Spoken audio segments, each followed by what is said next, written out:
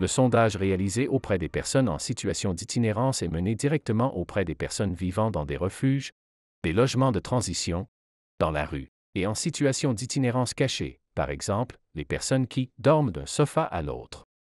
Le sondage vise donc à recueillir des données sur les caractéristiques, les causes et les expériences des personnes touchées par l'itinérance afin d'orienter les ressources vers les domaines où les besoins sont les plus importants, en plus d'aiguiller les personnes vers des ressources ciblées pour les aider à trouver un logement stable. Commençons par 10 conseils importants sur la manière de mener à bien le sondage. Familiarisez-vous avec le sondage en le lisant dans son intégralité avant le dénombrement, en testant le sondage à l'avance avec un partenaire, vous vous familiariserez avec les questions et les options de réponse et vous aurez l'occasion de noter les points sur lesquels vous pourriez avoir besoin d'éclaircissement. Veillez à obtenir un consentement éclairé et continu, utilisez le scénario de consentement qui vous a été fourni avant de commencer le sondage. Faites de votre mieux pour répondre à toutes les questions des répondants sur l'objectif du sondage et sur la protection de leurs données personnelles. Personne ne doit se sentir contraint ou forcé de participer au sondage. S'en tenir au sondage, les questions doivent être posées exactement comme elles sont écrites dans le sondage fourni. Cela contribuera à la fiabilité des données et garantira la cohérence au sein de votre communauté et dans l'ensemble du pays. Par ailleurs, il peut être nécessaire, dans certains cas, d'apporter des précisions pour s'assurer que les répondants comprennent bien les questions. Restez objectif, lorsque vous menez le sondage, posez les questions de manière neutre et objective.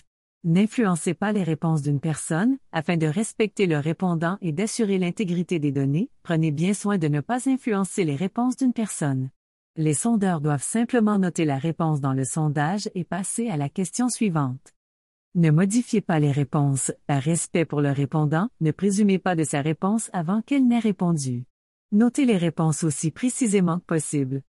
Si possible, essayez d'obtenir une réponse claire. Si un répondant donne des réponses confondantes ou ambiguës, vous pouvez lui demander de les clarifier, par exemple en disant « Désolé, je ne comprends pas.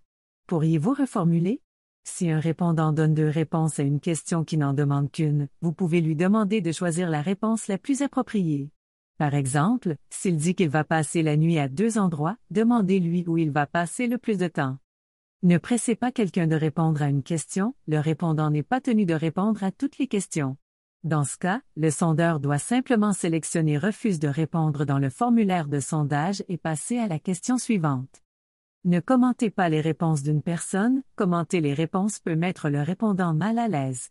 Le sondeur doit simplement cocher la case appropriée dans le sondage sans faire de commentaires. Respectez le temps des autres, si la personne semble pressée, demandez-lui si elle peut continuer le sondage. Vous pouvez lui indiquer le nombre de questions restantes ou lui donner une estimation du temps qu'il lui faudra pour terminer le sondage. Ces 10 conseils vous aideront à mener le sondage.